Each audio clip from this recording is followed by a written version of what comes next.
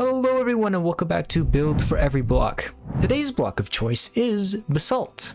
This block has a lot of character, being as two its variants are directional, allowing for some interesting combinations. An example of directional blocks would be wood logs. With this, you can achieve a lot more with less, as you can make funky patterns or use different faces for some variety. Now, with that being said, I'm going to show you guys how I'm going to use this block to make a really interesting build. So, to the reference board. So for starters, when I think of basalt, I think of something infernal, something igneous in nature, because basalt is usually seen around volcanoes. So making something similar just makes sense. So for my references, I decided to go for something like a magma cave, just like this one. Key things I wanted to replicate were the central fireball and the floating walkways towards a central pillar. And as for the second reference, it's more or less just a complementary image for the first one, just to kind of seal the deal. Now, the third reference is different. This was originally not in the plan. However, after I'd finished the base, kinda needed something extra. I just kind of felt empty. So I made some pillars and used this image for the reference for that. Now, to finish off this board, we're gonna need a plan. And obviously, using MS Paint, I created an overall look and shape I wanted the base to fit within. I wanted a basalt pit with a central pillar and some hot spots to add in some extra color. As for the central pillar, I wanted it to be big enough to fit the cylindrical hole that was going to house the base, as well as fit the fireball on top without making it look disproportionate. So from there, I wanted the 3 walkways to the central pillar, and as for the base, I wanted a tiered design, which I ultimately ended up changing because just kind of felt a bit lacking. So I ended up kind of doubling the tiers and making it look a bit different, ultimately including more space, which is always good. Now, while I might not have as many references here, the overall base is actually quite simple. It's just a whole base with the themed exterior. So for any of you wanting to make something similar, you can actually just make the whole without all the bells and whistles around it. However, I do think it really takes it to the next level. So to any of you wanting and willing to go the extra mile, I would highly recommend you do this. Just because cylindrical whole base is not usually the most aesthetically pleasing, and this is no exception. So now with that all out of the way, let's actually execute this build, shall we? So, want to hear a fun fact? Diorite is an igneous rock. So diorite and basalt kind of makes sense to mix together. A nice black and white aesthetic. But now that I've shared a fun fact, now it's your turn to share something.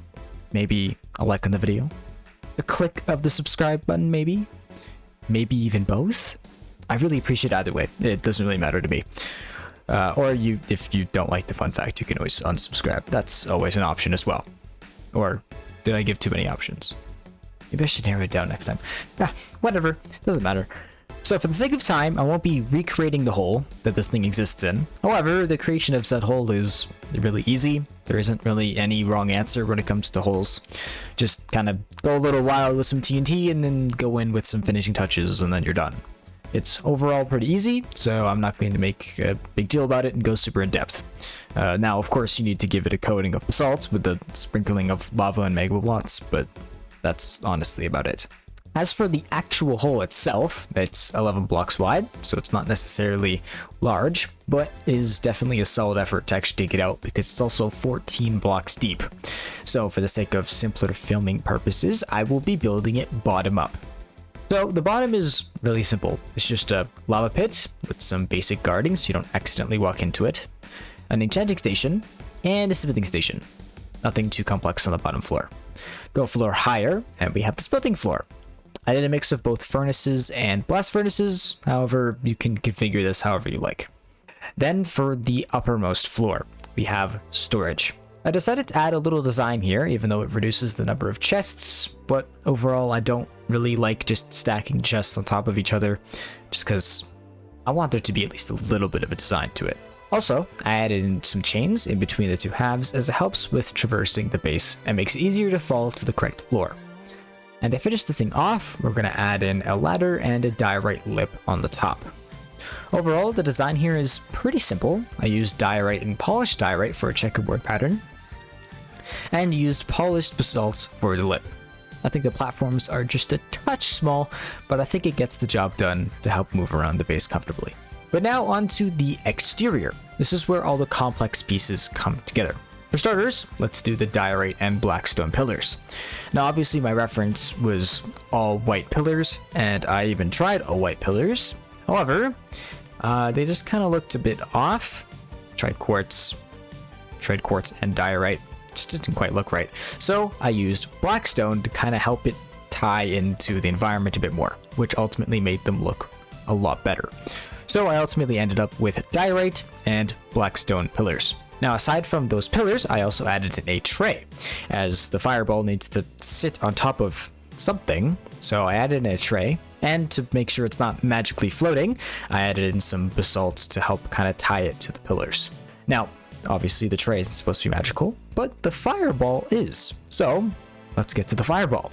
Now the fireball, I've never really made something like this before, so I kind of went in a bit blind. But the overall thing I was focusing on was kind of starting from the middle of the fire, where it is hottest, and then gradually working my way out, working in different colors of glass from white to red, and slowly changing the shape from a sphere to a teardrop.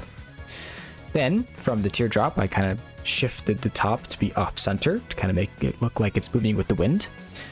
Add in some extra peaks because it's bigger than a smaller flame. Smaller flames only have one peak, but bigger ones usually have multiple, so I thought it would make more sense.